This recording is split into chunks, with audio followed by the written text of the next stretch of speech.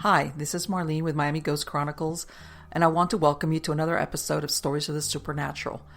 Whether you're watching a video or listening to a podcast, please like and subscribe to us so that you can get notification of when a new show is released. Links to videos or MP3 files can be found on MiamiGhostChronicles.com. Go to MarlenePardo.com for information on new book releases. I narrate several podcast series that can be found on major podcast platforms and can also be listened to via Alexa, Sonos, and other home systems. Look for Supernatural Storytime for scary storytelling, Nightshade Diary for classic horror and adventure stories, Stories of the Supernatural for interviews with different guests on the show. If you want to get noteworthy news about the paranormal world, true crime, conspiracy stories, and anything that is just plain weird, just visit Stranger Than Fiction Stories tab at MiamiGhostChronicles.com or find us on Blogspot. I want to thank you for being part of my audience, and I think you are all wonderful.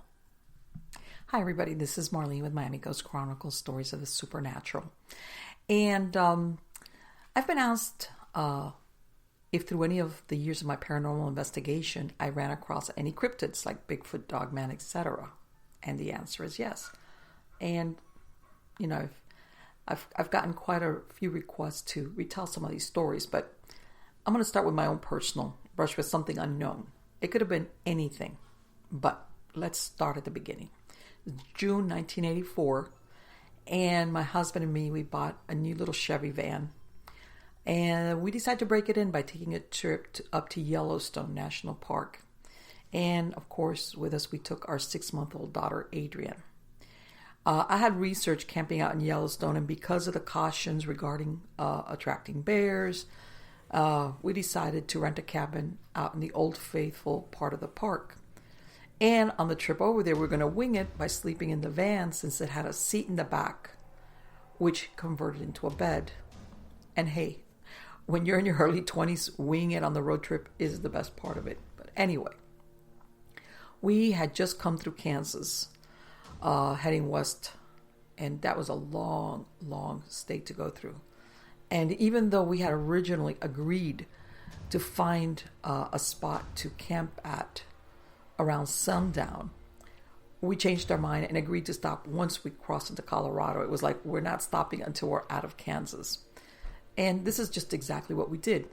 We rolled into a privately owned campground and asked for a tent site. And this was right over the state line into Colorado. It was the middle of nowhere, and we were far, far from Denver. Now, this place that we stayed out, it was like a small mom and pop family-owned campground, and it was pretty lonely. I remember, even though we got there after dark, I don't remember, this was quite a few years, but I don't remember that it was just full of tourists or anything like that. We went, I remember it was like the first week in June. I don't know if it was because school hadn't let out there or just there was just not that many vacationers. So we asked for a tent site, and after eating some food we picked up in a drive-thru, I fed our daughter and she fell asleep, and we weren't far behind.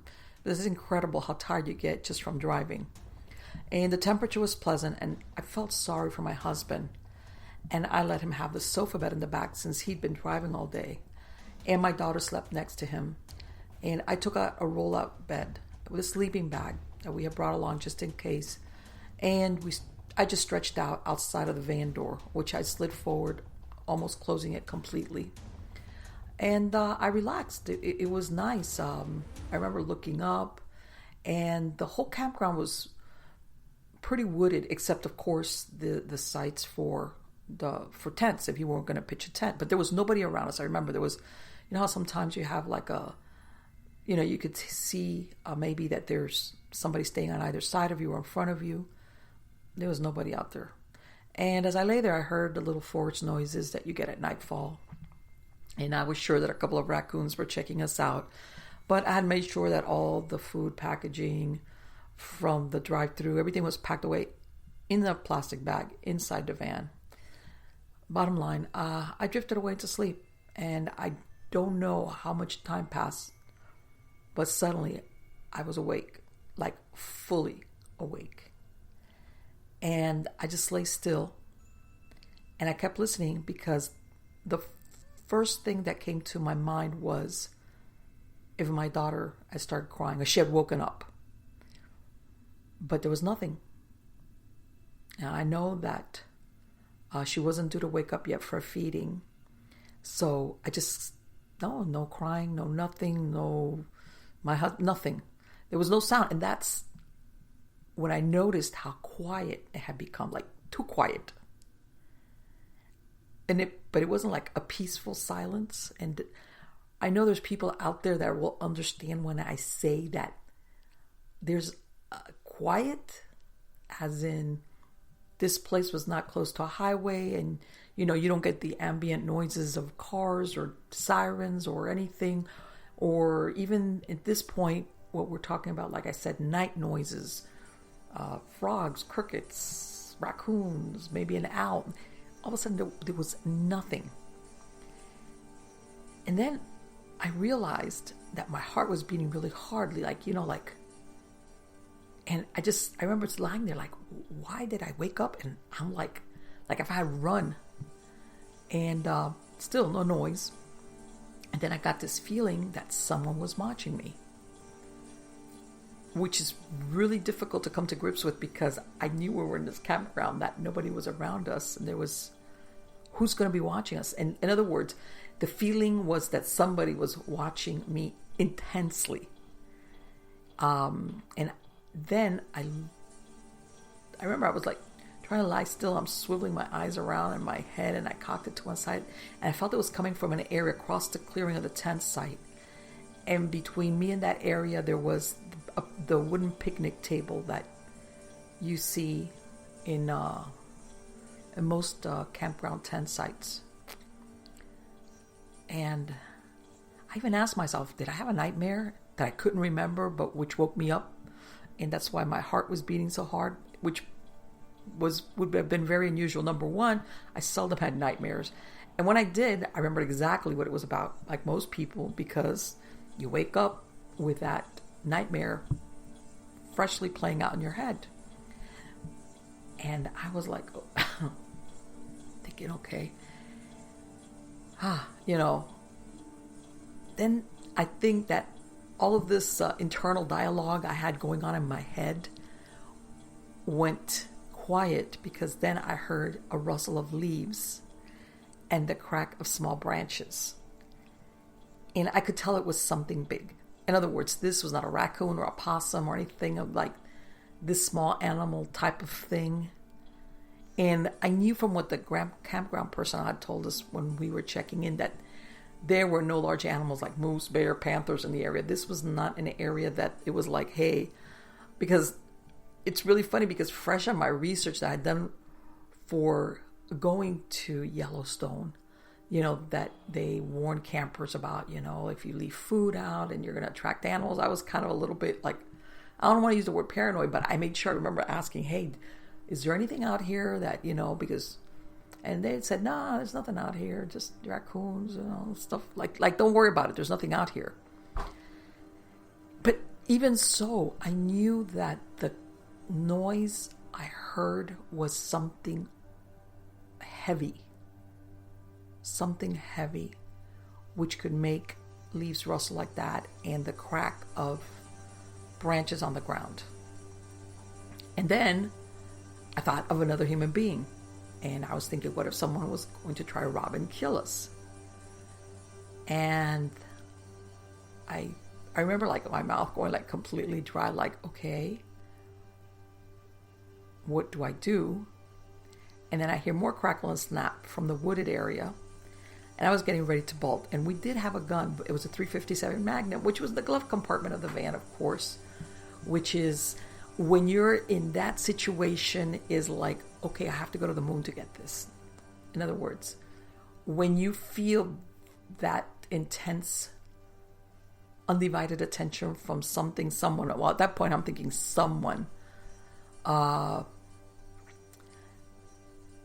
it's like, okay, that's really far away. And I thought of calling my husband, but I knew, number one, he was a real heavy sleeper, but I knew that if I called him, especially, he would roll out of bed. He would just come charging out, probably bang his head on the roof of the van, leave my daughter, which was 6 months old. She might roll off. I mean, in milliseconds, I played out all these scenarios. And then I saw something move from behind a large tree. Now, remember, I was lying down, and this roll-out bed was kind of like lower to the ground. And I was lying on top of it with the sleeping bag on top of me. And I saw something move from behind a large tree. Like a silhouette, like, in other words, you could see a silhouette of trees, of the thicker trees.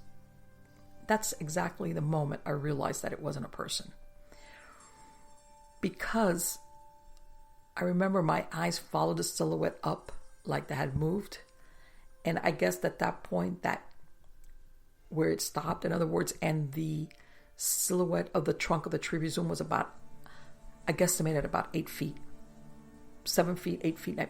All I knew was that there was no one that was that tall.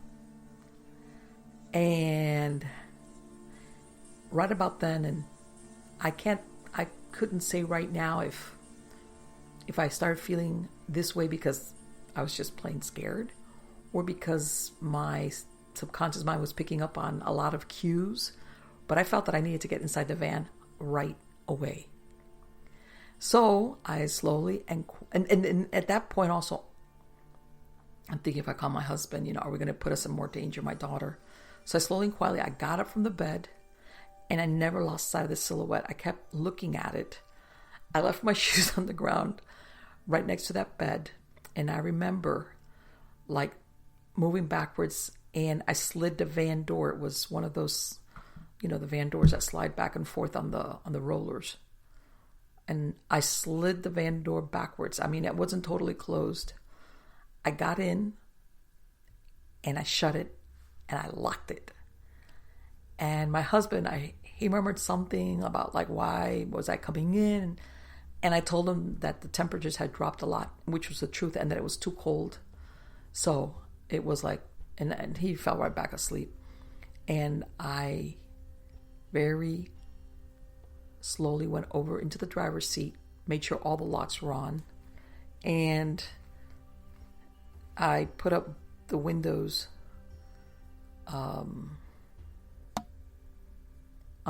I just left like very small openings for the windows, and I slipped the gun out of the glove compartment. And from where I sat, I couldn't see the spot where I had seen that dark, tall silhouette.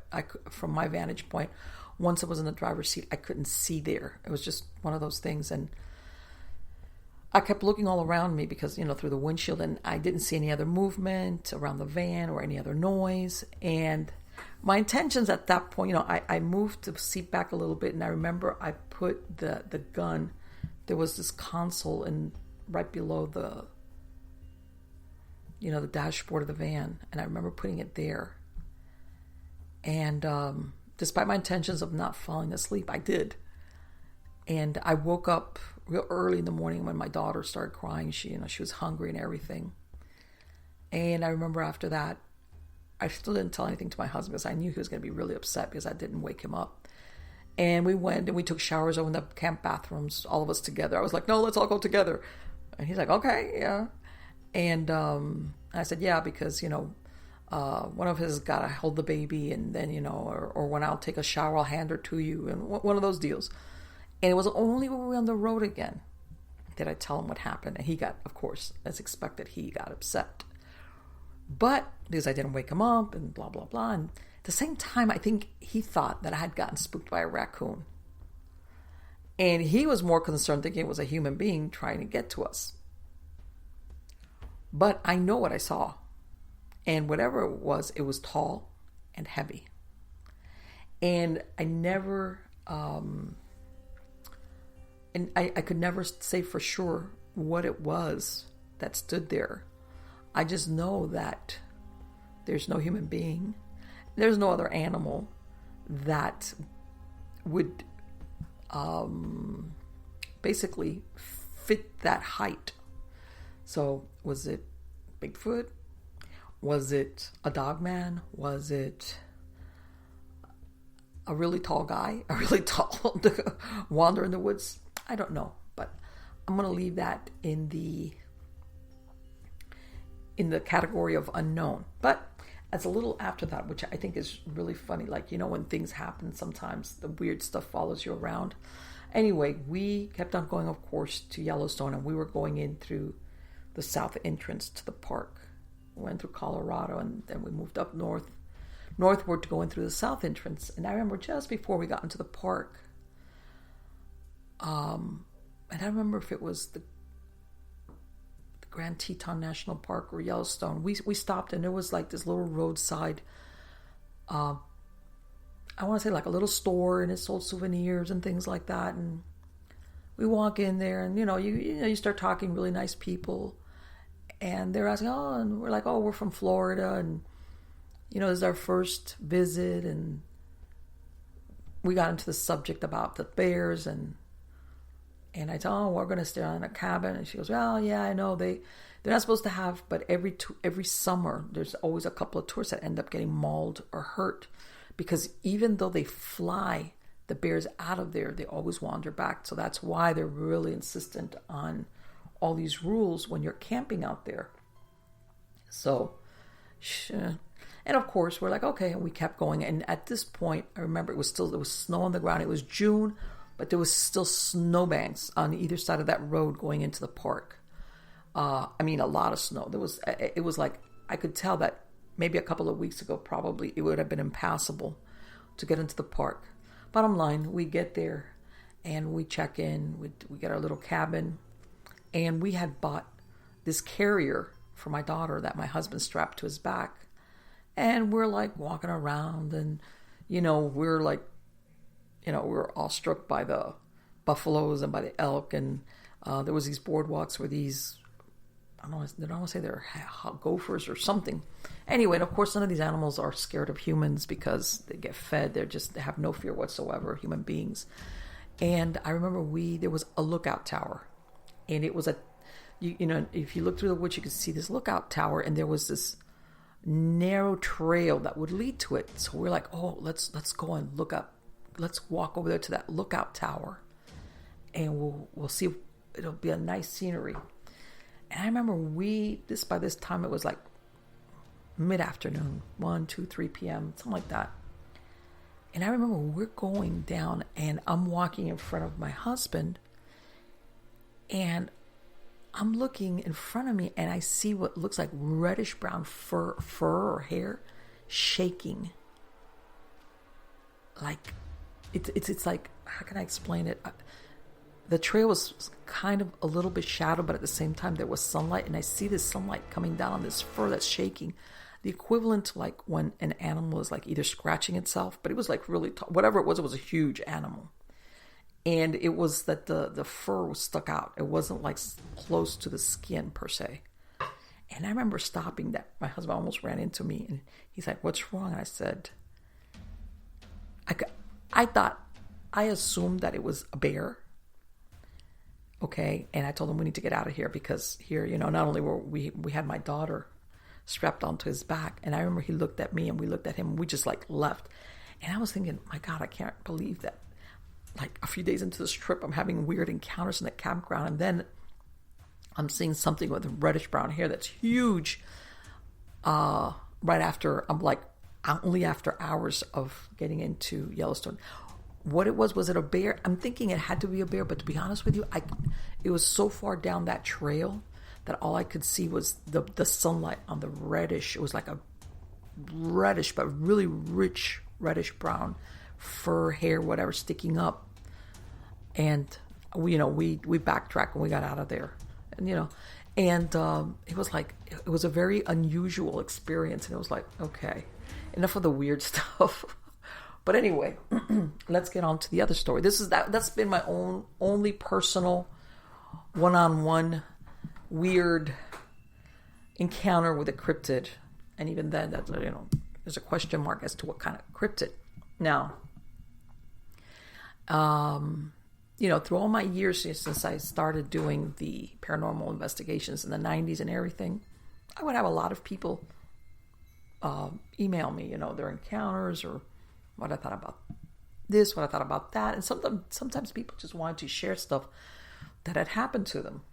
And to be perfectly honest with you, when I received this story, I was like, huh? This guy, I think this was a couple of years after that happened was when he wrote me the email. And I want to say I got this like in the early 2000s, around that time. And he's telling me the story of how, I think he lived in a very rural, I can't remember right now what it was, but it was in a rural area. And he in the story in the email, he says how that weekend he had gone hunting with his, I want to say it was his father, a group of people, relatives, and that some very unusual things had happened. But this is where it gets weird. He says that the next day, after the weekend, which is a Monday, I think he was 13 or 14 at that time, and he would come home from school, and he would be the first one home. And the email, he's saying how he gets home, excuse me, and he, his house, if I remember correctly in the email, was very like remote. In other words, this wasn't like a regular residential neighborhood where you've got neighbors close by or you've got, yards that are adjacent. And that he goes in and all of a sudden he's like walking towards the back of the house, which is where the kitchen's at. Typical teenage stuff that people do when you get home from school. And he says he heard like somebody was upstairs, like a step or something, like he heard some type of noise. And apparently the norm for him was that he was the first one. He would get home before his parents, before any other family members. And the way he described it was he had stairs that were facing backwards. In other words, they weren't facing the front of the house. They were facing backwards. Then they would come to a landing, and then they would turn and go up again. And then at the very top was like a long hallway with the bedrooms on either side. So he said that he called out a couple of times, but he was kind of weirded out, but he was like, all right, I'm going upstairs. And he came up, and then he gets to that landing where it turns and it heads in the other direction to head straight up. And he says that as he's coming up, he hears a growl. And that this was about the time where if he was, even though he was at the top of the steps, he could look up and see down the hallway what was in front of him, because this stairway emptied out into the beginning of the hallway. And he says that there was, this is how he said it, like a werewolf in the hallway of the upstairs of his house. And that he says that he just like vaulted over the landing that he was at, and he ran out, and I think he went to a neighbor's house or somewhere. He just says he ran out. And then, because like I said, he wrote this to me like, I want to say a couple of years after it happened. He goes and he starts telling me how, when I'm reading this, I'm like, a werewolf? What? But it was very intriguing because he was very accurate about his description. And that then he goes into the story that during that weekend when he had gone out hunting with his father and I guess some other people, that something had happened to them where apparently they were going out for nighttime hunting. They were hunting something at night, or I don't know if, but some of them had stayed behind at the campsite, or I guess where, and that all of a sudden the guys that were out hunting, they come back and they just said, like, in other words, he says they broke down the campsite or whatever, where they were like, he says, in 30 minutes. And all he said was that his dad just told him, shut up and do what I tell you. Pick up your stuff and throw it in the bed of the truck. You know? And he says that these guys that were there, I guess they were friends of his father. He knew them. He was familiar with them. And he says that these were very no-nonsense type of guys. Very, very familiar with the outdoors. They were woodsmen, hunters. And he says, and I could tell they were scared. And it was like, I kind of got scared because they were scared. I didn't know what they were scared of, but I got scared. You know, this was the implications of what he's writing, that like nobody wanted to tell him exactly, because it was like, just get in. And because they had I think they had come like in a couple of trucks. And he says they left. He says they left in the middle of the night. You know, they had already had all these plans to go hunting and this and that. And they just left. And then he apparently... and from what he said, he goes, at that point, my dad didn't want to talk about it. My dad, you know, when I asked him, like, what happened? You know, like, why did we leave? His dad was like, let's not talk about that. And what had prompted him to send me that email was that it took that long for his father to finally tell him why they had decided to leave the way they did that night. And it turned out that one of the guys, well, I think it was one, and then the other one said they saw something that looked like a big giant wolf. And he said that, well, a wolf, like, you know, like he's thinking of the regular, like a wolf, like, okay, well, why didn't you shoot it? Or, you know, typical. But his father explained to him that it was something like a man and a wolf, and that it scared them so badly that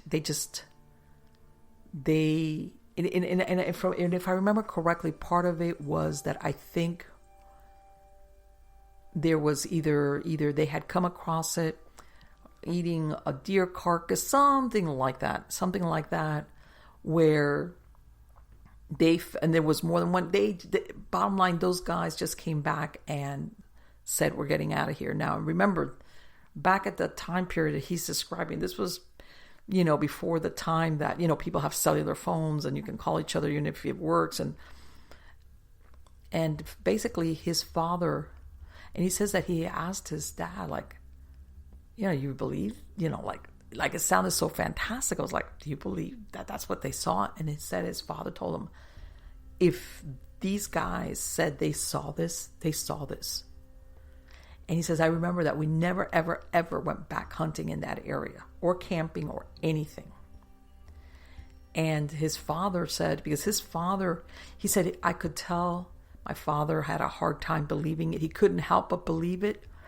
But at the same time, he felt uncomfortable with that truth, which is why he hadn't wanted to talk to him about it. And at that time, this is when he had that encounter, when he saw that thing up in the hallway. He says he never told anybody.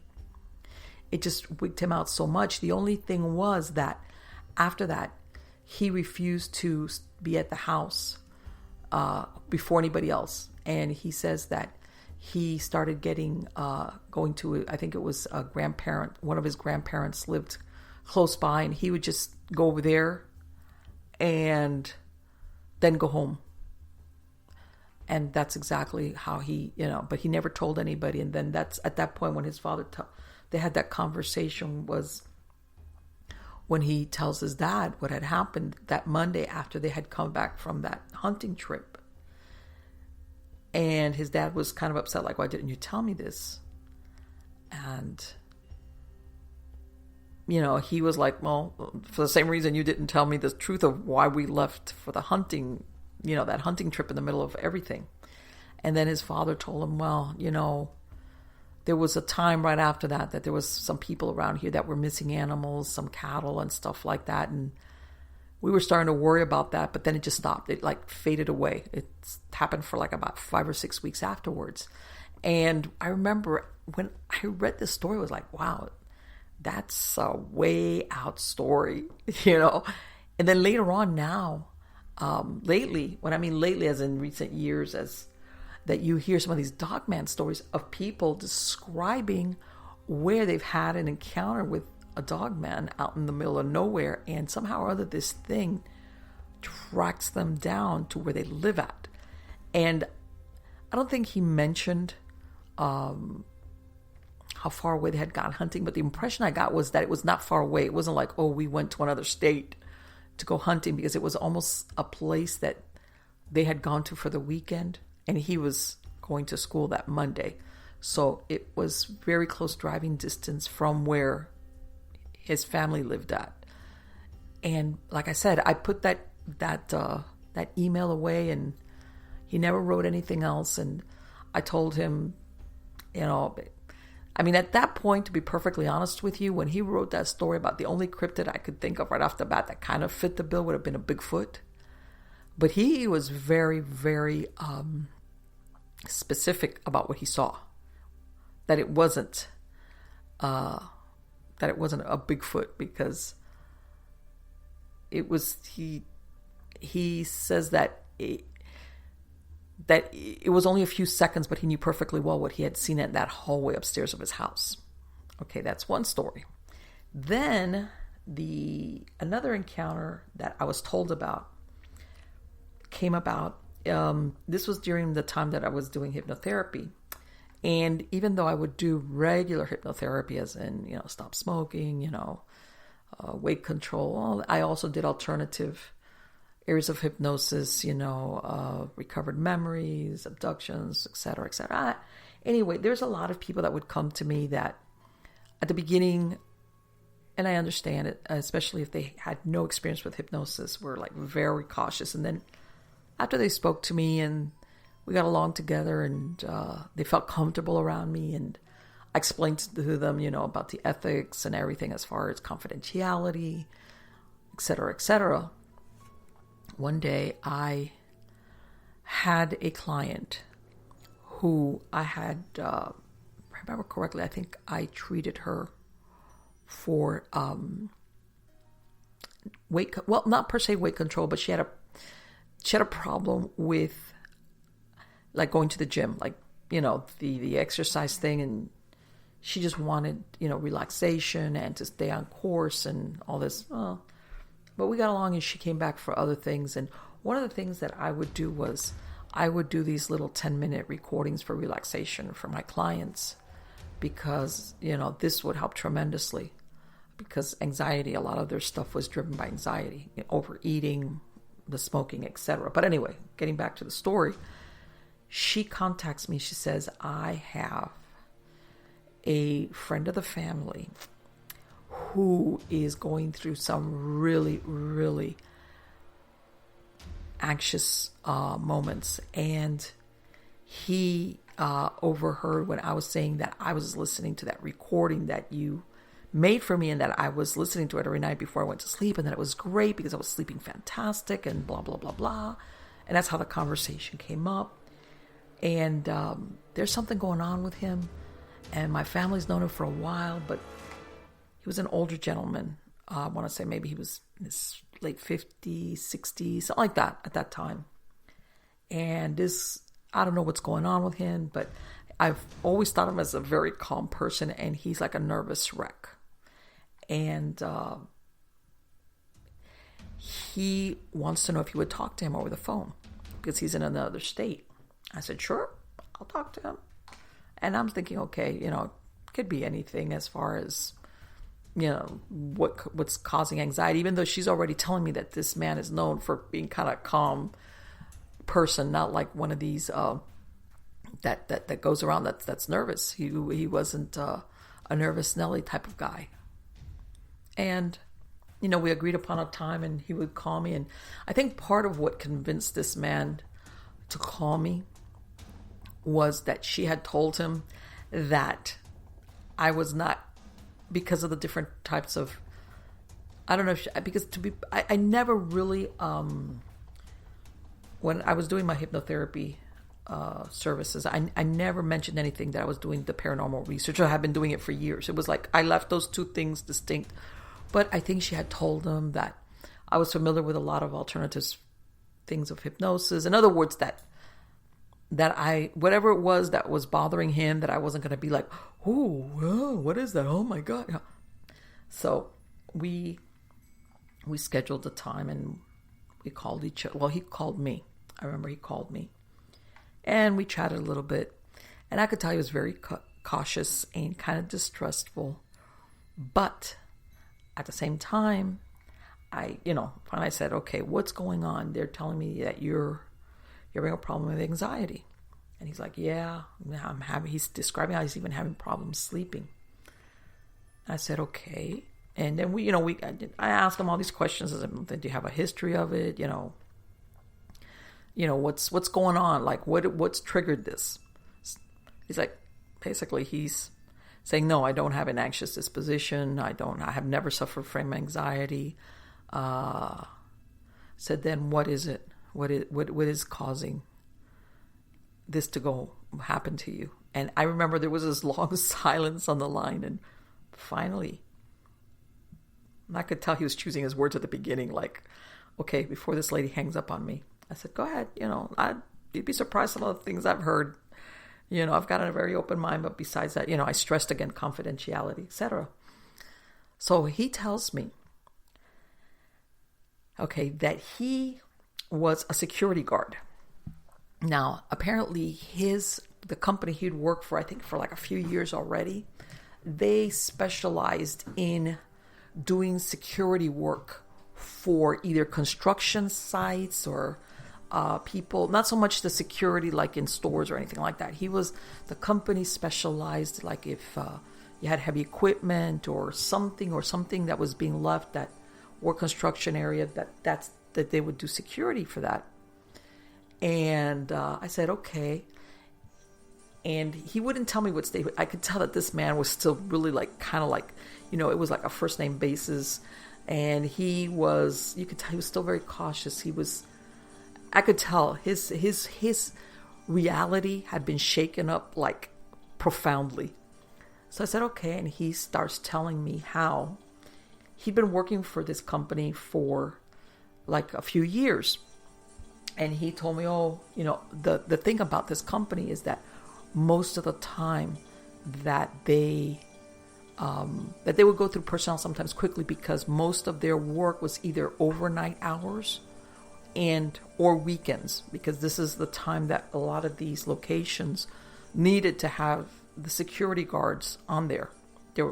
So he says that he had been there for a while and he had seen people come and go.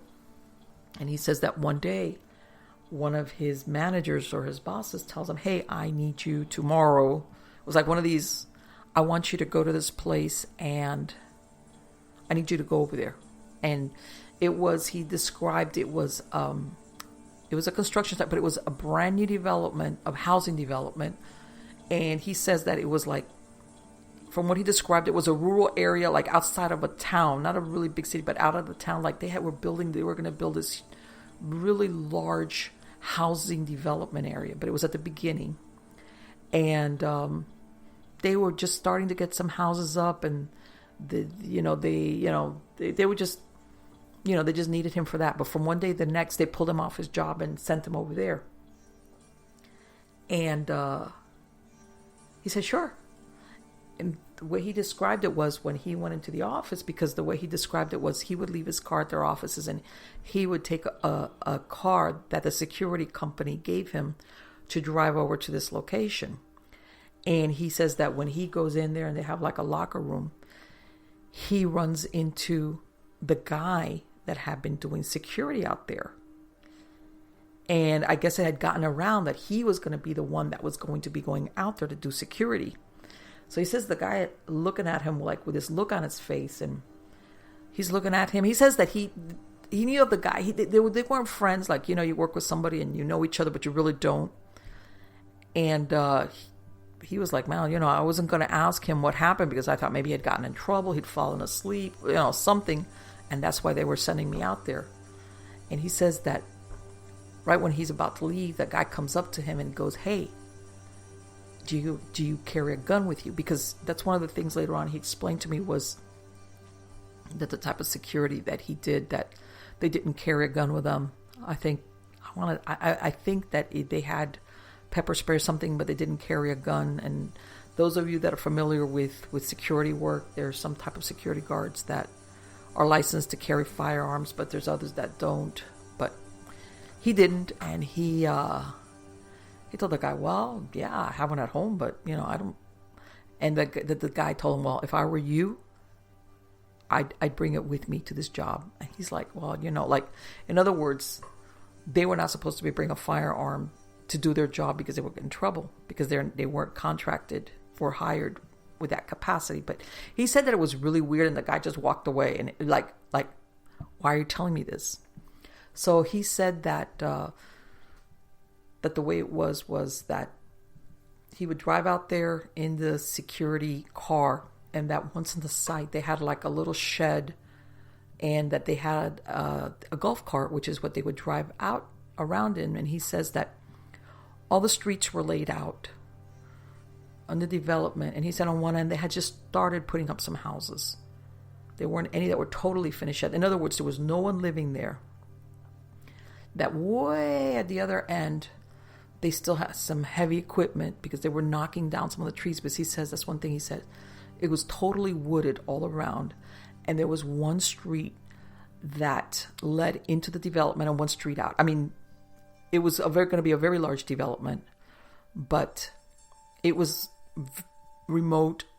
And I guess the intent of the developer was eventually to build this huge, huge development. But at that point, they had just started. So what he was supposed to do was, of course, make sure that the heavy equipment on what he says his way was on the other end, that they had behind some gates, and that they were just starting to bring in some of the wirings and some of the houses that were still incomplete.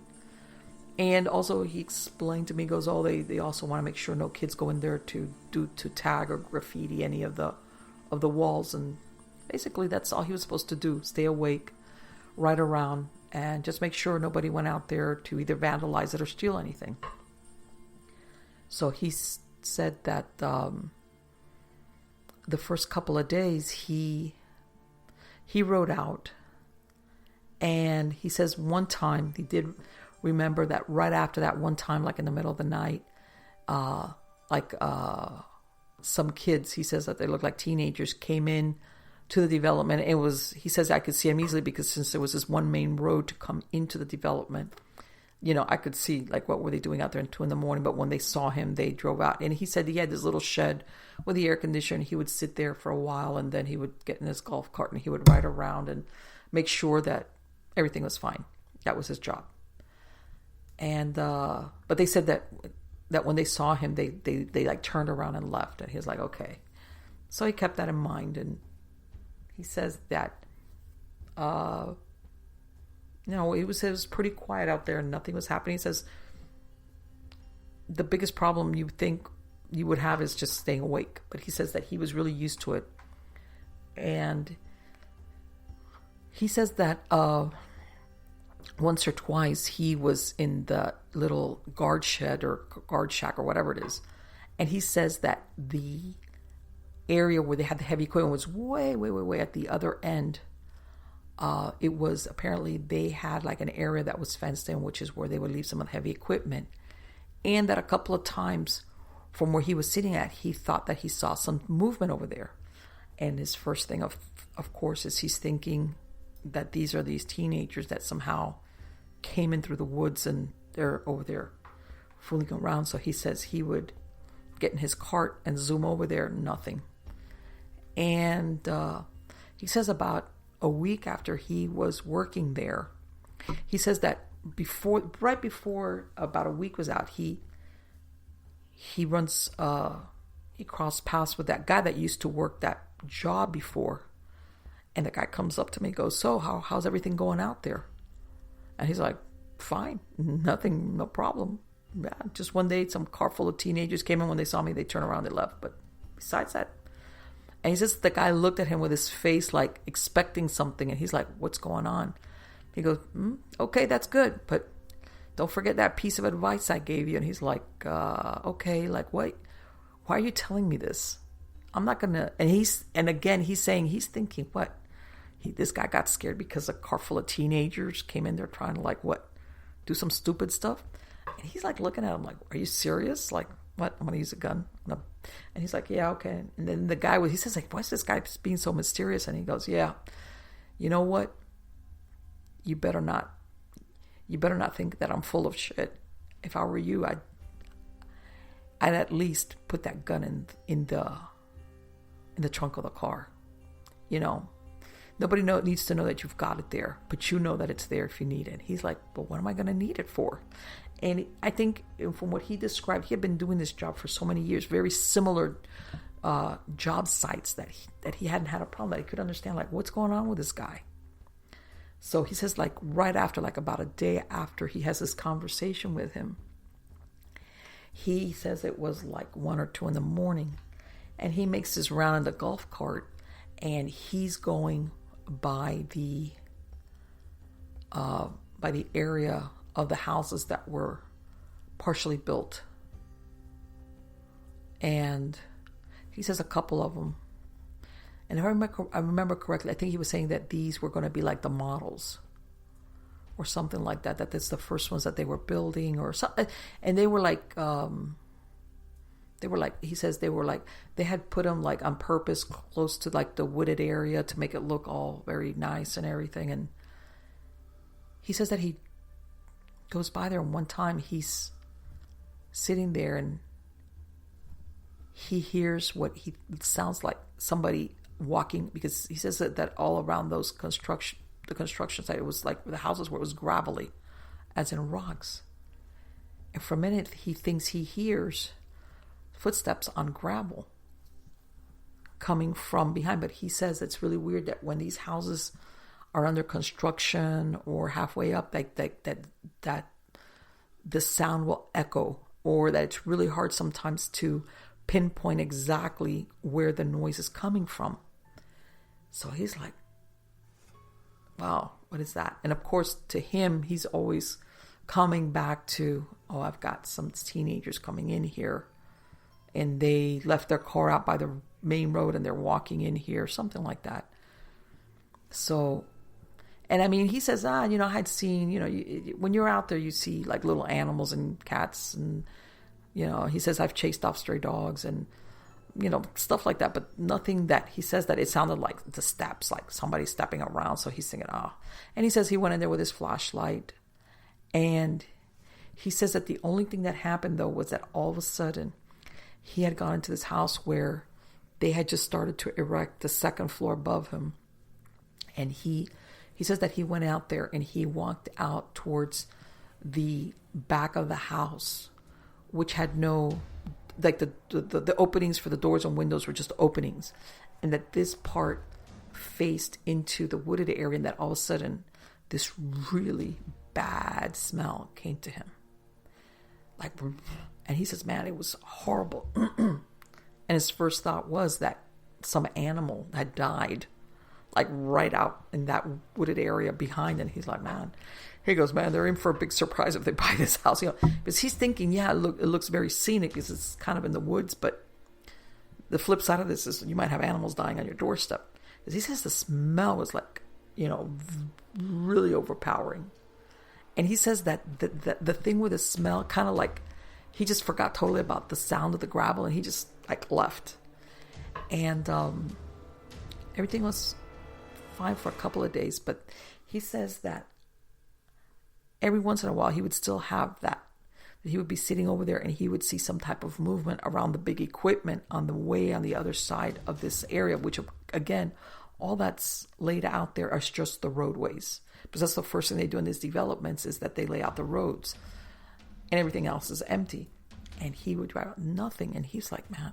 And it happened once too often where it started to make him uneasy, because it was like, okay, a couple of times maybe, and apparently they had one of those big posts with the lights on out there, which has caused a little bit of shadow, and he would never find anything out there. And then and I could tell this is when he got to this part of the story that he's telling me, he like slowed down a little bit, and he's like, well, and then one day, I'm going out there and I start getting this I'm driving around, and he says this little golf cart doesn't really make any noise or anything. And he hears something like brush breaking through the wooded area, like very heavily.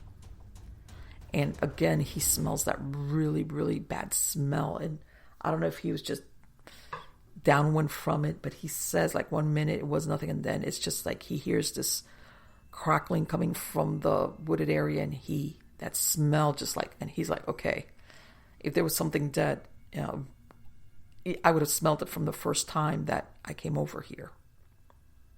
And he says that he just like something weirded him out, and he just went back to the shed. And then the next day he kind of talked to himself like, oh, you're going, your imagination's running away with you, something smells bad, and it could have been anything. It could have been, a raccoon or any nighttime animal just crackling through there. And he says that after that, he couldn't shake this feeling that every time he would go in the golf cart around these partially built houses, he would get like he started getting nervous. He started getting this really bad feeling that either he was being watched or something. And he says this was very unlike me. And I was mad because I was thinking I was letting my imagination run away with me. And I had done this job for so long. And I was used to being alone. I was used to working at night. I was used to working in places like that. There was nobody out there. He says, I had never had this, but I couldn't. In other words, he was having these internal arguments with himself. Like, I'm scared and I don't know why I'm scared, and I'm wigged out. And I know there's nothing out here, but like his instincts were telling him. And then one day he was at one of his houses, and he says the only thing he had on him was a flashlight, and that he had heard some noises in one of the houses. And what he did was I think that he tried to convince himself these are kids. They're screwing around with me. They're trying to wig me out. And what he did was he left his little golf cart like at the beginning of the street, and then he went on foot and he went into one of the houses. And again, like these houses, a lot of them didn't have the doors in yet or anything like that. And I think he was thinking, I'm going to sneak up on whoever is trying to wig me out, or whatever. Maybe they're looking to see when they bring in any appliances or anything that's worth stealing. And he says he hears that he's in one of the houses, and again he hears that footstep on the gravel kind of thing. But he says that all of a sudden it sounds like rapid, like running. And he's like, aha. So he says that it almost like it went into this other house that was a little bit away, like the neighboring yard. But he says these were like pretty large lots that each house was going to be on. So he on purpose had left the lights on in his little golf cart, which was parked further down the road. Like, okay, if they're thinking I'm sitting in the cart, I'm gonna surprise them. And he says that by then, as a matter of, he even said at some point, I was even getting mad at this guy because this thing that he had told me about bringing my gun, I started to think this is weirding me out, because he made that suggestion to me. Like, and almost he was getting mad at this guy because, hey, you know what? If he hadn't made that stupid comment to me, I wouldn't let my imagination be running away the way it is. That's why he was trying to talk himself out of the way he felt. And he says that he went into the other house, and he says very quietly, and he says, I went in through what would be a side door that was just an opening that would go into a garage. And he says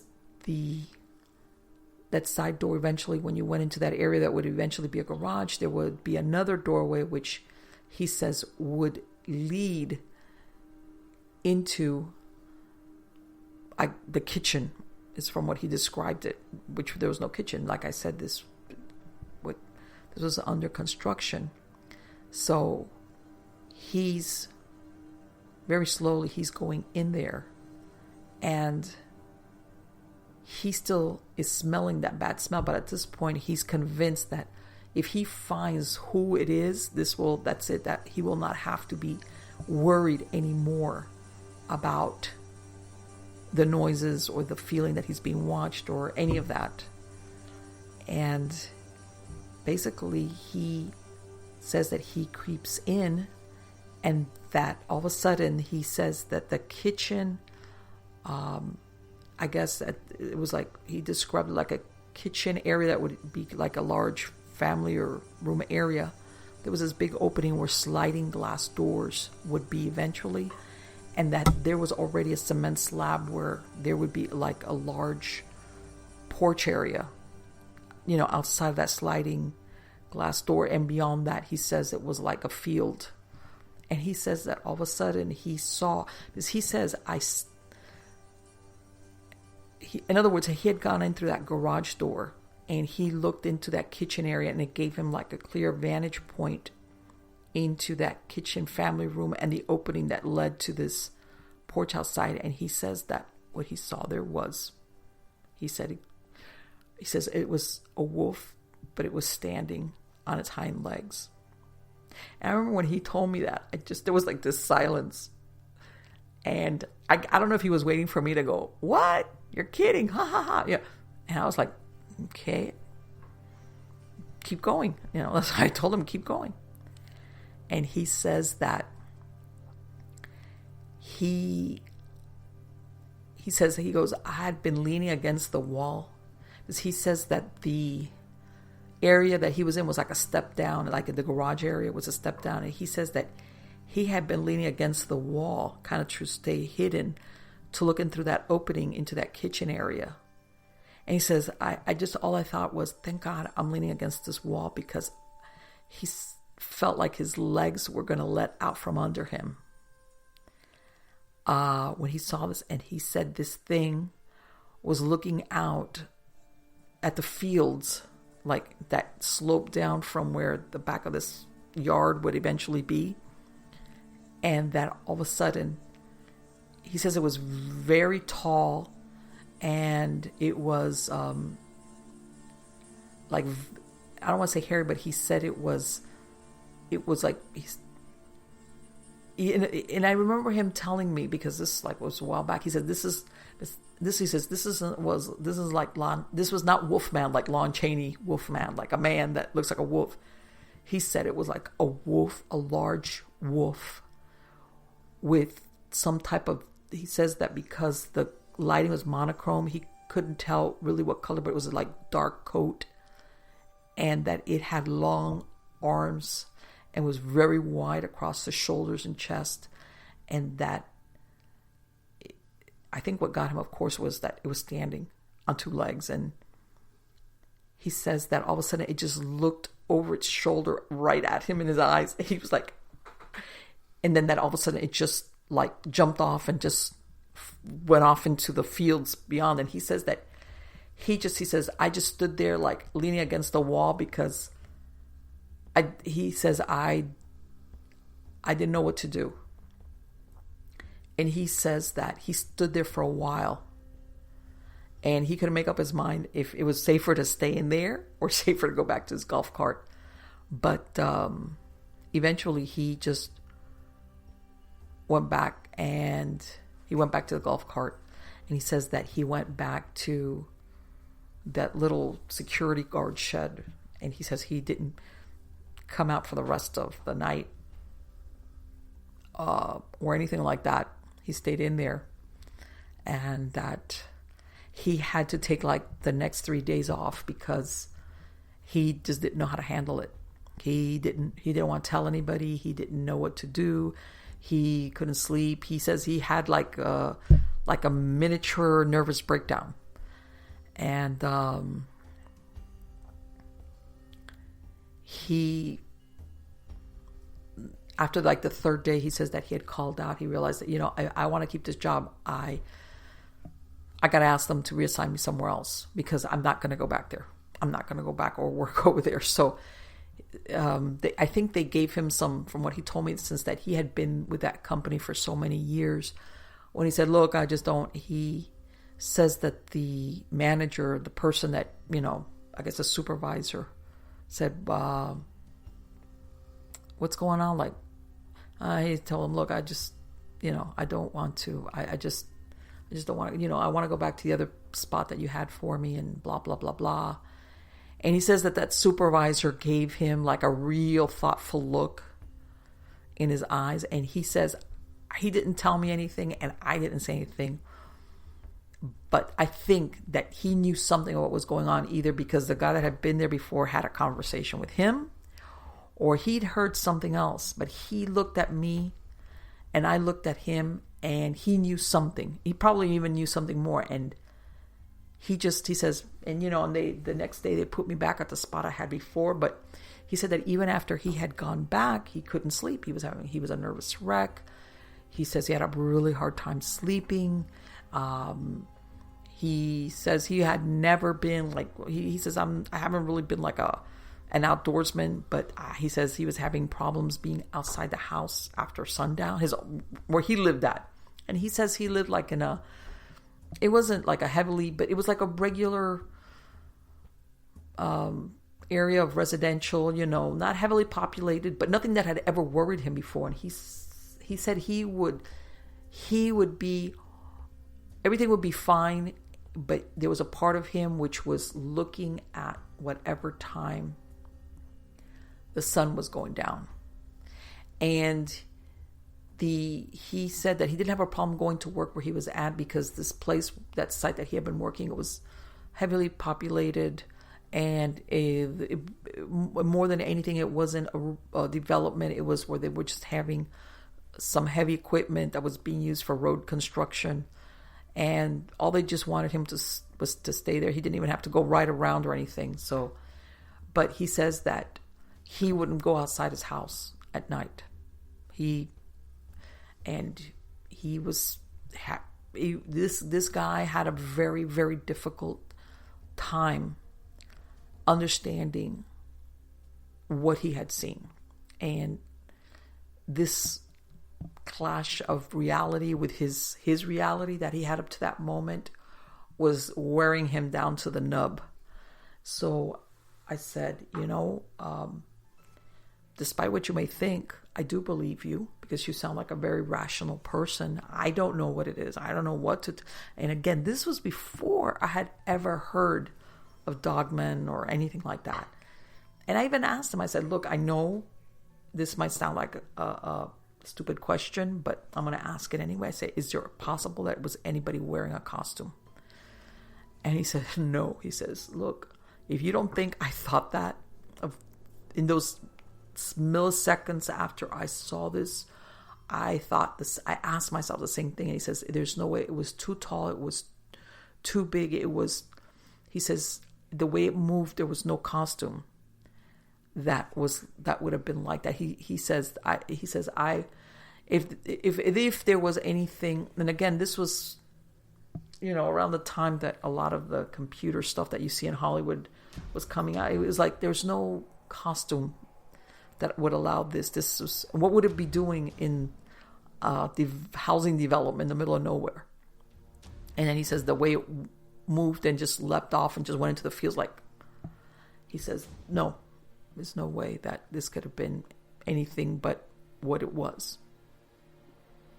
And I think that part of his, besides the obvious of seeing something that up to that point he thought just never existed, was, well, if this exists, what else is there out there that I'm thinking doesn't exist and does? In other words, it just opened this whole realm of possibilities, scary possibilities that he couldn't deal with.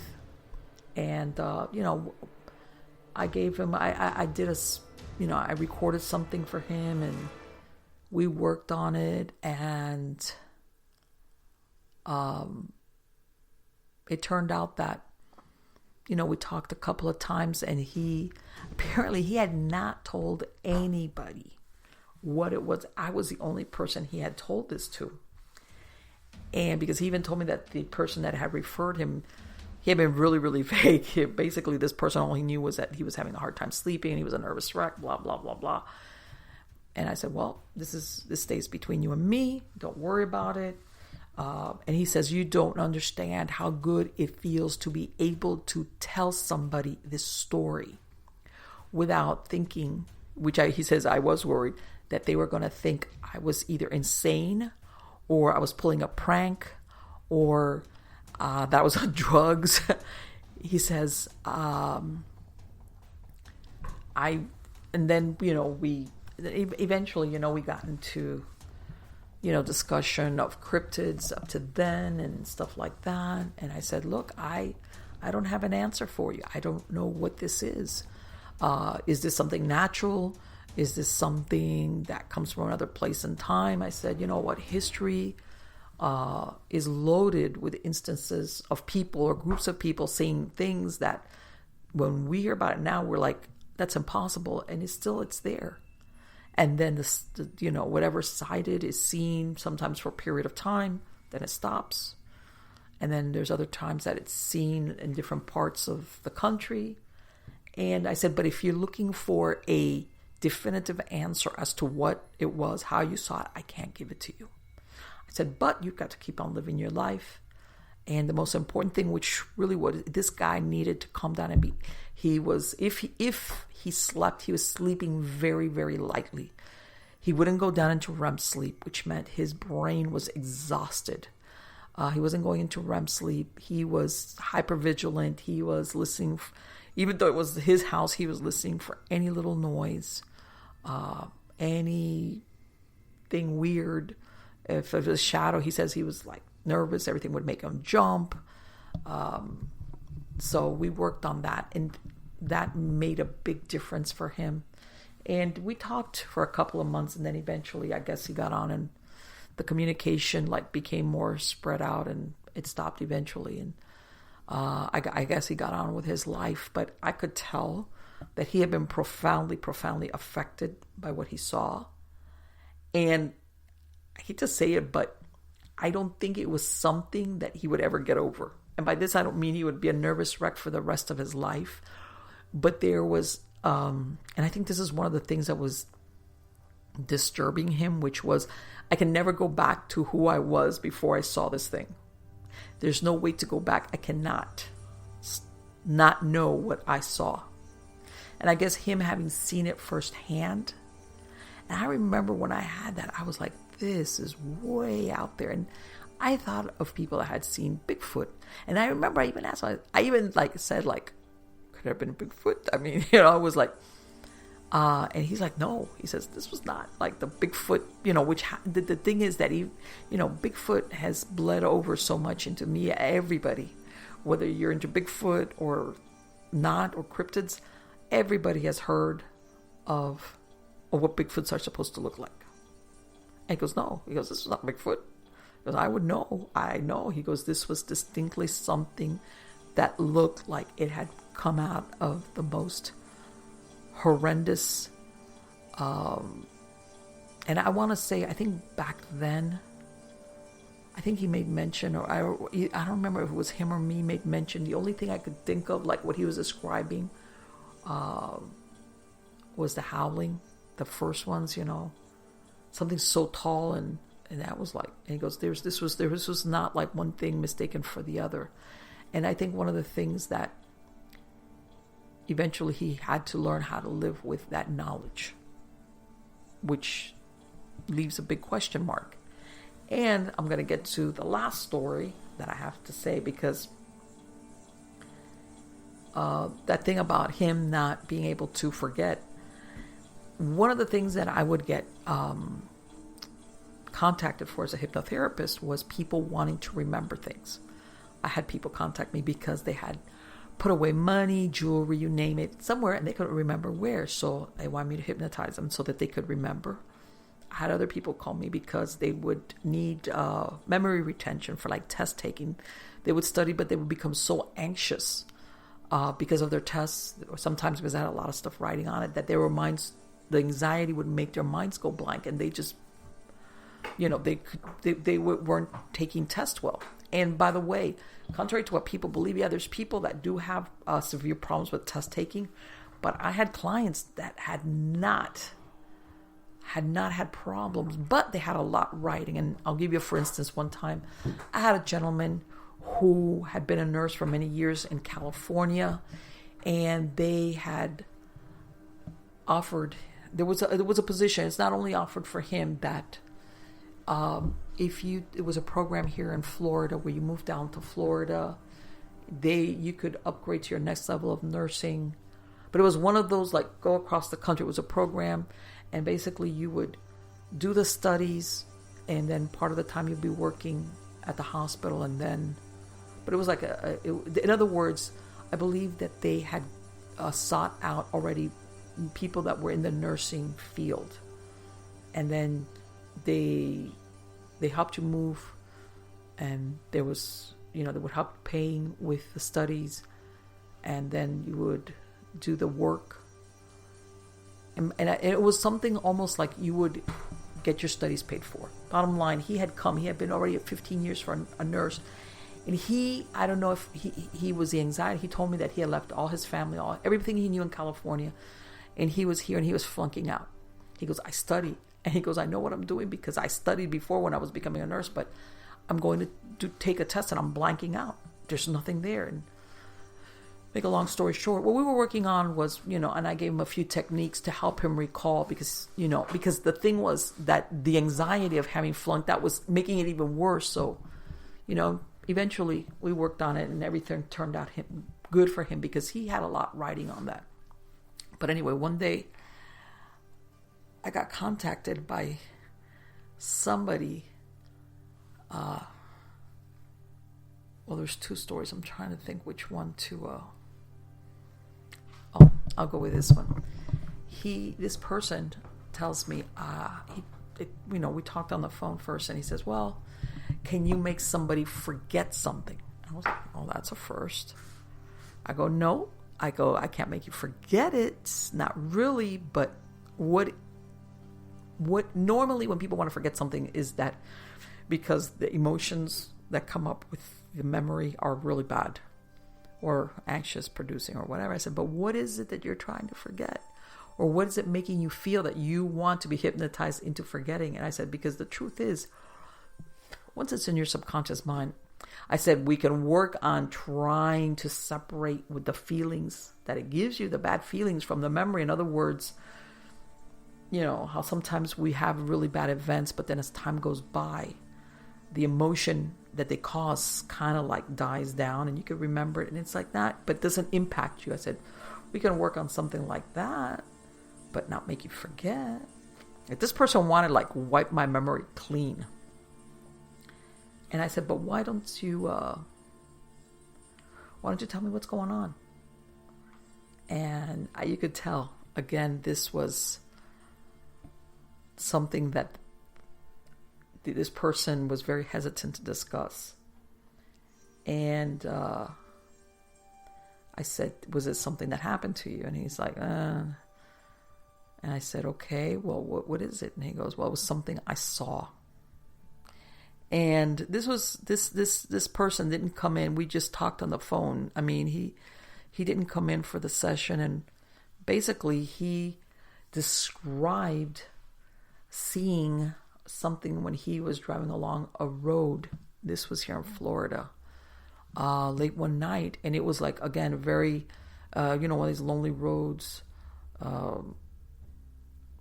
wooded on either side, and all I remember him telling me was I was driving down this road, and I was being real careful because this area is known for having deer, and the last thing I wanted was to have a deer spring out and run across the road, and I hit it, and then I mess up my car. So he says I was really paying attention to the sides of the road because I didn't want to hit a deer.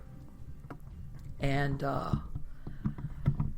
basically what he described was that one of the times he's coming and he picks up, he sees like a deer off on the edge, where he says there was an area off the side of the road, which is clear. And then of course the wooded area starts, and he sees a deer up on the side of the road, and he says his headlights pick it up, and it's just looking, that typical saying, deer in the headlights look, and he says he's like starting to brake because he's like, oh, this thing is going to jump out in the road right in front of my car. It's going to wait till I'm right there to do that. And then he says that all of a sudden he sees it dart, but then he sees something coming up behind the deer, chasing the deer, breaks out of the wood line, and the deer, like, he realized at the moment that the deer was running away from whatever this was. So he says, luckily I already had my foot on the brake, and he says that he said for a moment he thought it was a bear, because it says when it broke out of the wood line, it was on all fours.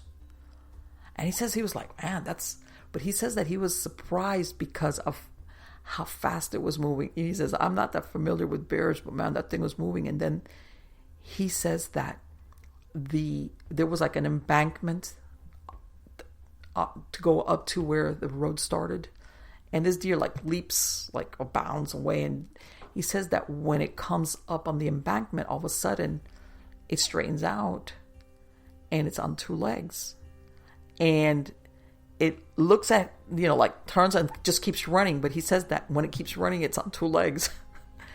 And I remember when I'm hearing this, I'm thinking of this other gentleman. It had already been a couple of years since I had had that conversation with him.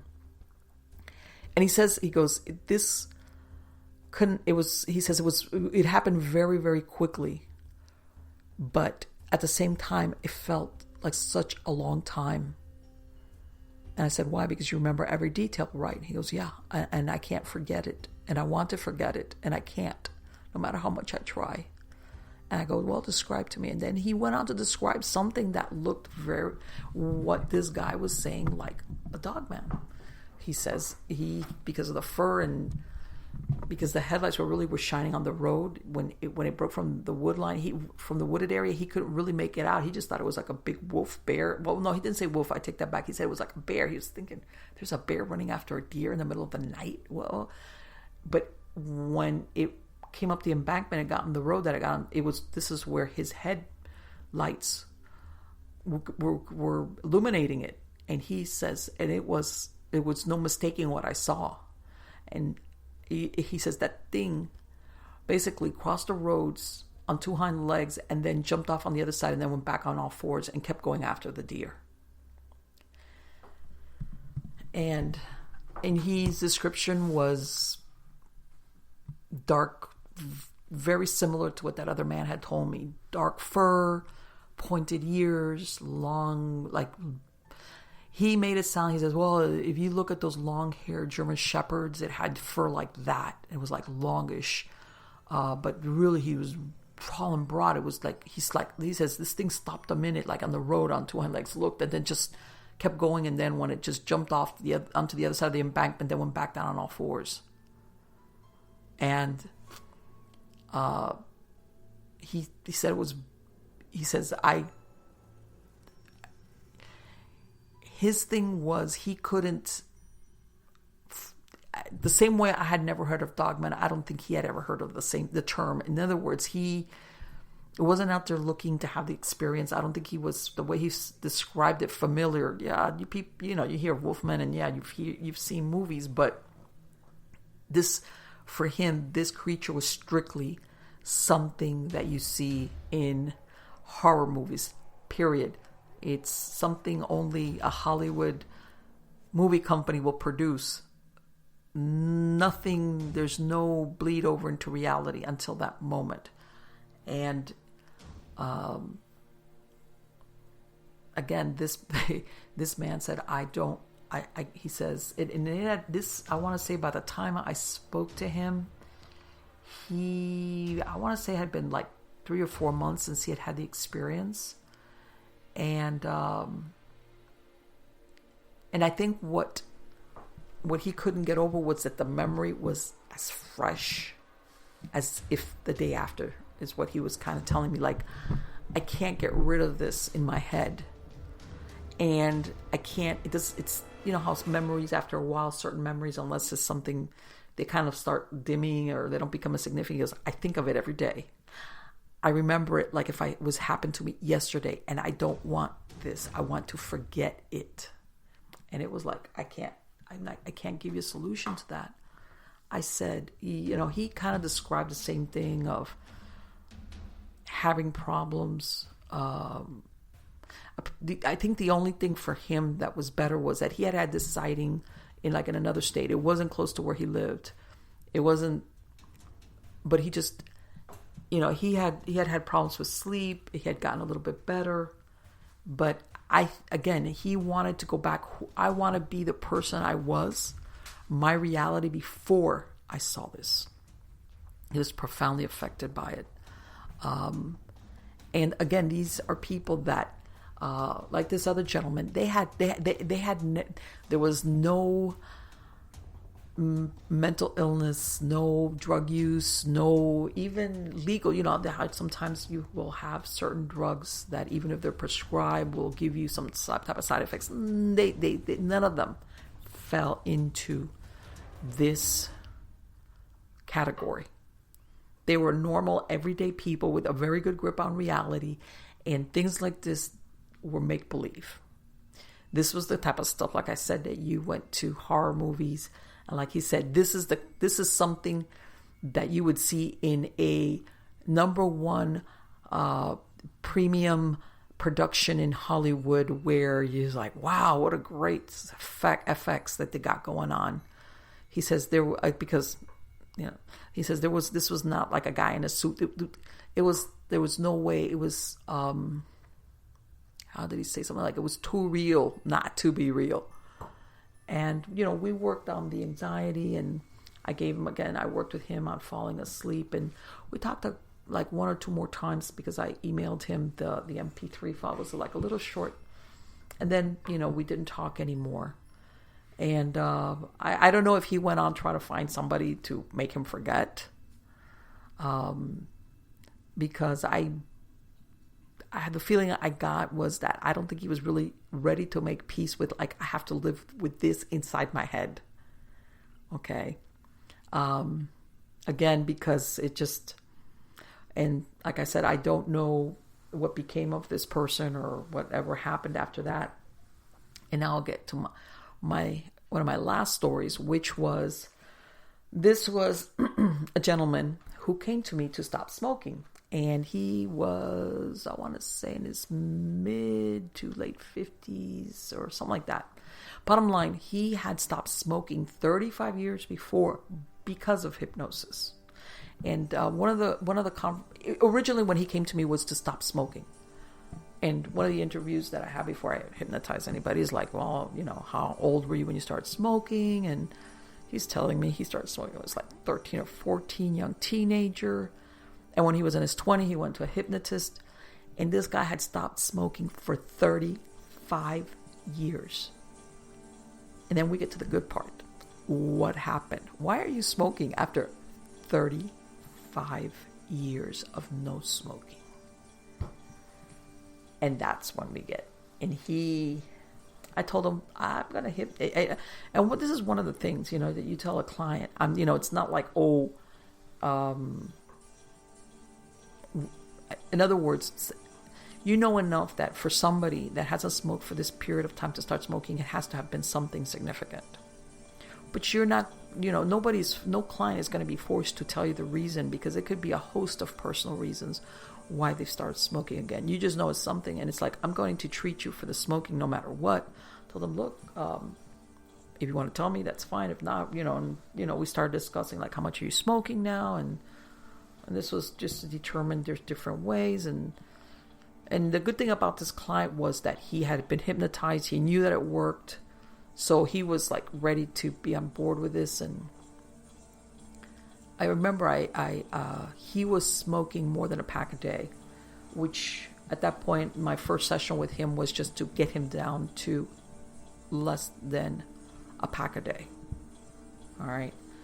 And then we would take it from there, like to cut him down out totally. And, I gave him some steps. So he had to come back for a second session is what my point is, which he did. And he had done great. He had done great. And, it was like one of those, like, he had to come back a week later, and he had done great. He had cut down to the pack, and he really, really wanted not to smoke. He knew what it was like. And we had hit it off. He was a real nice gentleman. And I don't know, and I can't tell you because that's happened to me with several clients where you earn the trust that you're, first of all, again, confidentiality, and that you're not going to go, huh? What? What's wrong with you?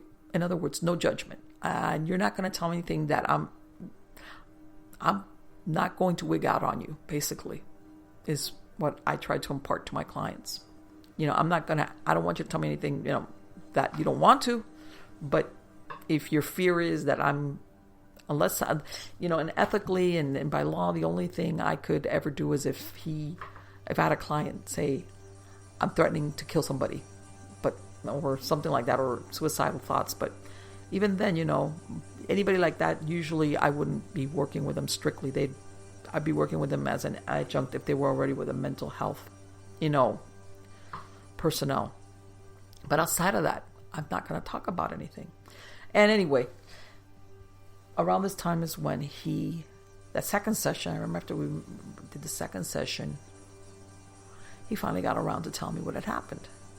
And this was, of course, I was living in Miami, and he was living in Miami, but the northern area. And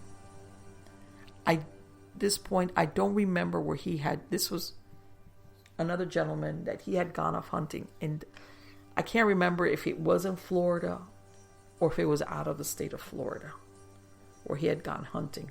But I do remember that he had gone, his son, it was like a family with friends, one of these all guys thing, we're going out there to hunt something somewhere.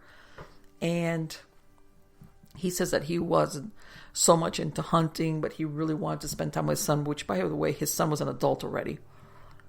But he wanted to spend time with his son, and he went along as, I'm going to be the hunting group's cook. Because apparently this guy was like a real good, he was into the cook thing. And they were going to go like hunting and fishing. And he was like, hey, I'll cook whatever you guys bring in. If you bring in fish, I'll cook. So he was going to be the cook guy for the trip. He says, I really, the hunt thing, that wasn't what I was into. I just wanted to spend time with my son and, hang out and just keep the campsite. Because again, these guys would go off and do their thing. So it was like a multiple day kind of deal where they were going to on this hunting expedition. And he told me that one time he got he says that they had left, from what, if I remember correctly, he says that they had been there a couple of days, and he says that he had always been a light sleeper. And he says that he kept hearing noises, because he says that they were really close to water. I think it was like a lake or something was close by, because there was even fishing. They were fishing. And he kept hearing noises around the outskirts of where they had their tents pitched. And he mentioned it to his son, and his son was like, Dad, you know what? There's a million creatures out there. Yeah, no, of course they're going to come around. It's close to water and they smell everything. Don't worry about it. But he said he kept having this, like, man, this is not like, this is like, and he says that he would hear this, whatever it was, circling around. But he said, you know what? And then he says one time they had all left, the guys that were going to go hunting had left like at 4 or 5 in the morning, something like, it was way pre-dawn, but they had gone off, and he was the only one that was left in the campground, like in the camping area, whatever, and that they had all left. But he stayed in his tent, and he said it was still dark.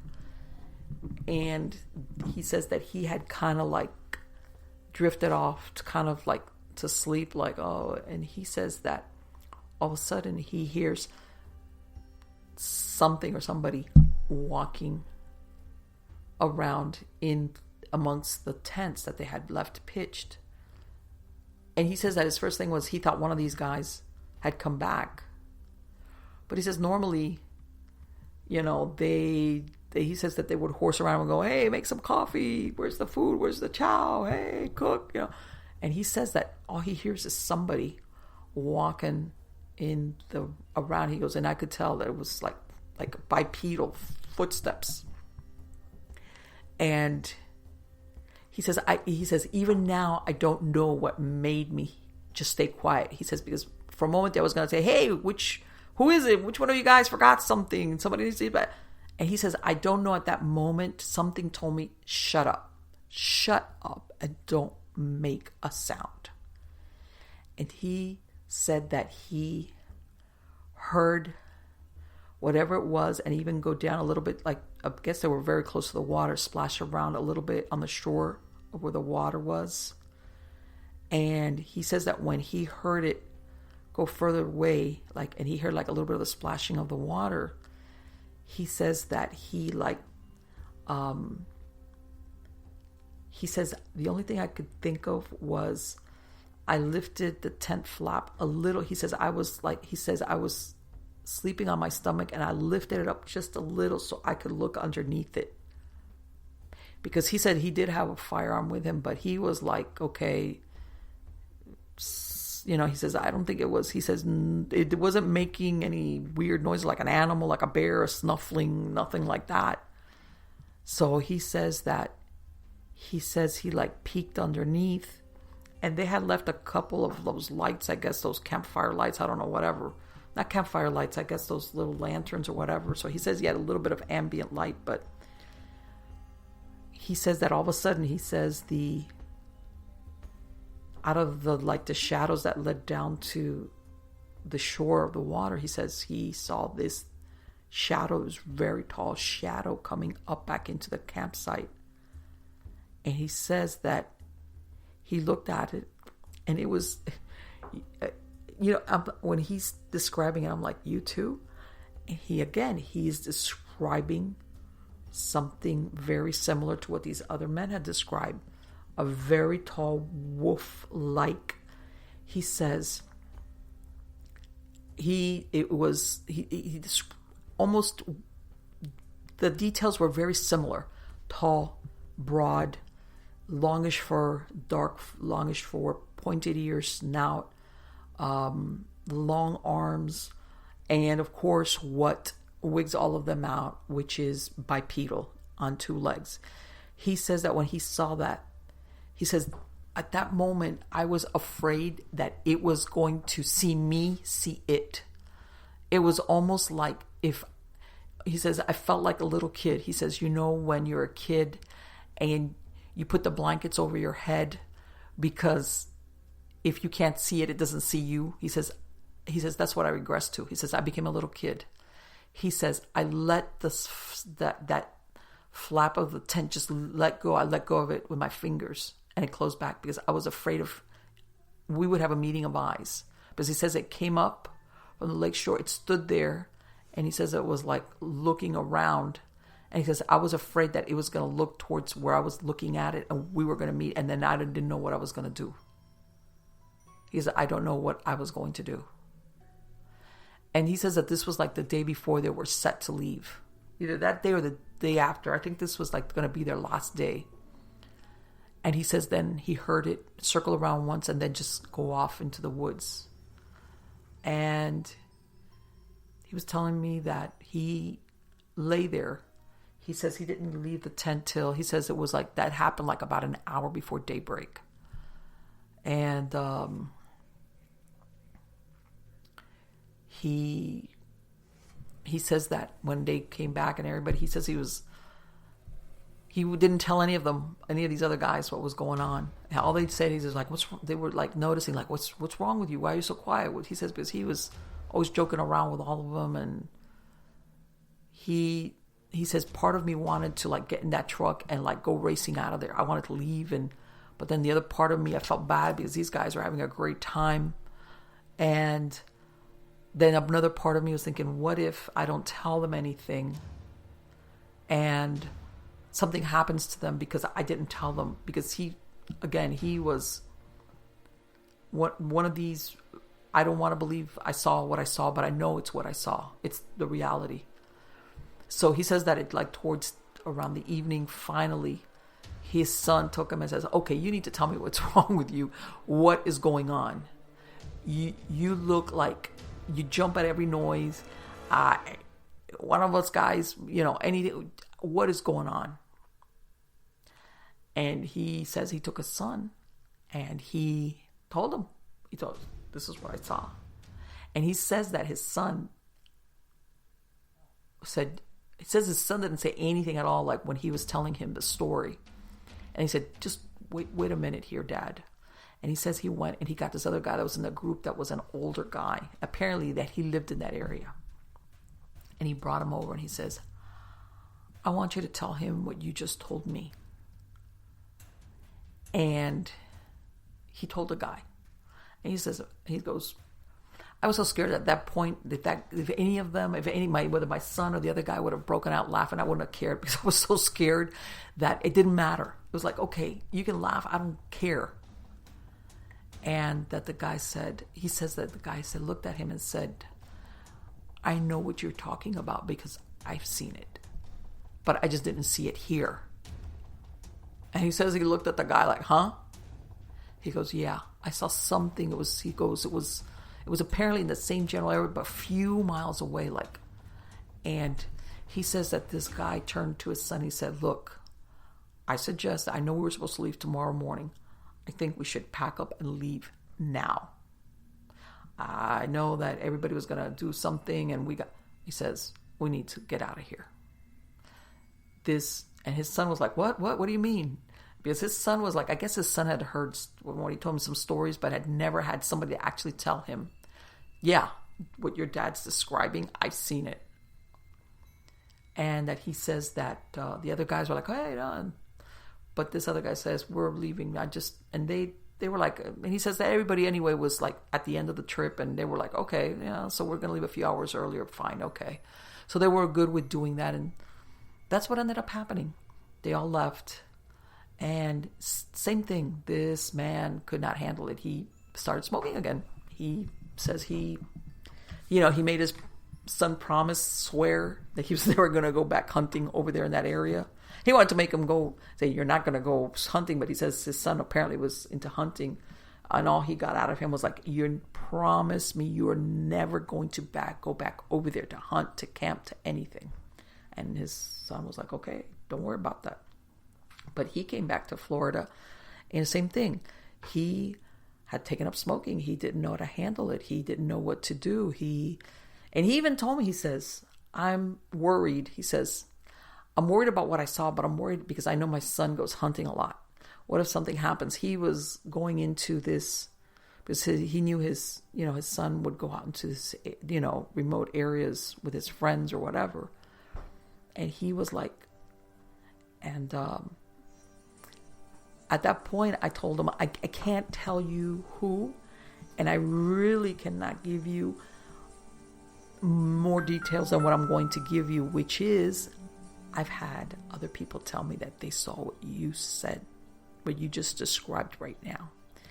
The look of relief on this man's face was so apparent, so visible, that like when that saying when people say, oh, they took this weight off my shoulders. That's what this man, like almost like, I want to say his frame like sagged a little bit, like, oh.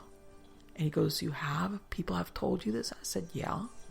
I said, different circumstances, same thing, not looking for it, not expecting it. People who got a good grip on reality like you do, who found themselves seeing something that they did not believe was part of this reality, and they had a hard time coming to terms with it just like you are.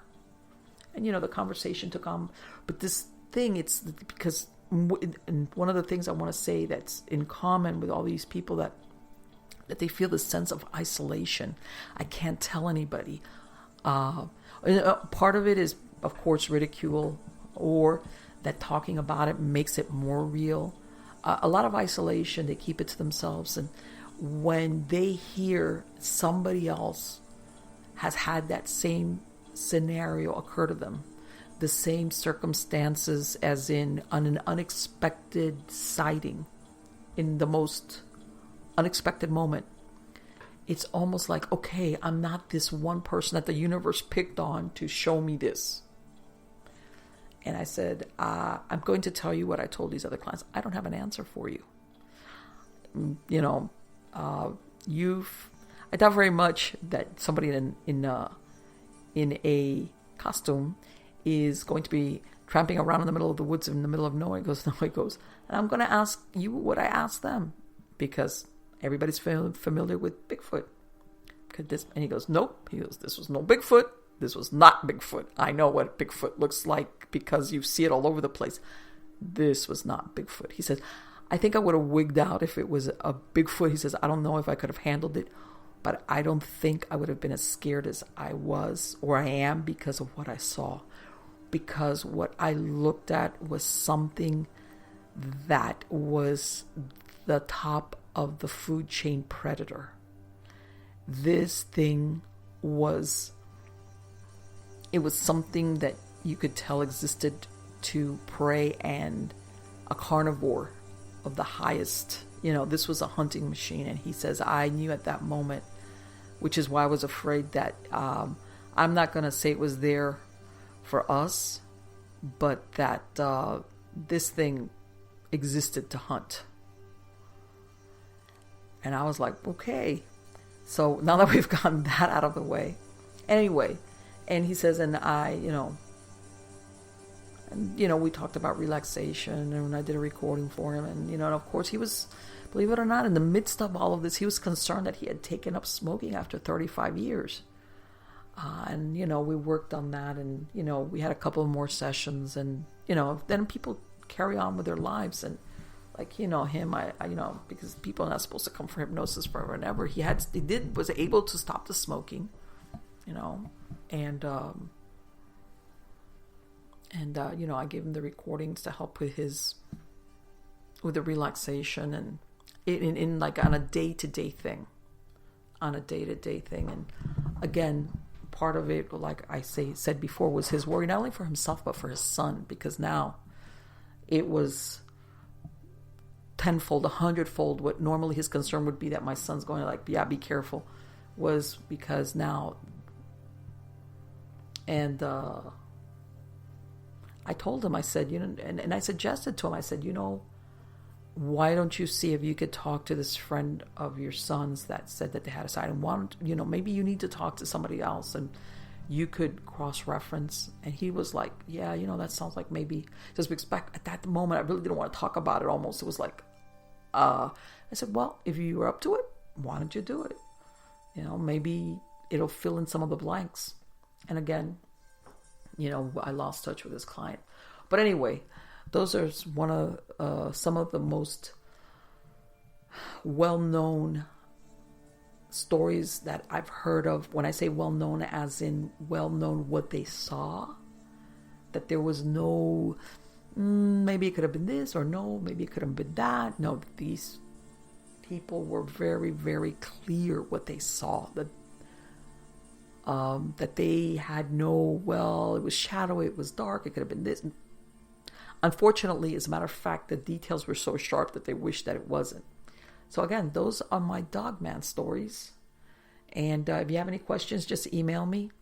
And I will be having other interesting guests. I've had some requests for people having to bring in stories about Bigfoot and other cryptids. Let's see if we can dig some up, and I'll bring some guests on. But again, if you have any questions, go ahead, email me at Marlene@MiamiGhostChronicles.com. And also another interesting thing, as a matter of fact, 2 of my novels that I wrote, Walker, Between the Worlds, and Diabolique, I inserted Dogman in there because of these stories that I'd heard many, many, many, many years ago about these experiences that real people had had with what now are termed Dogmen. So again, guys, thanks for being part of my audience, and take care. Talk to you soon.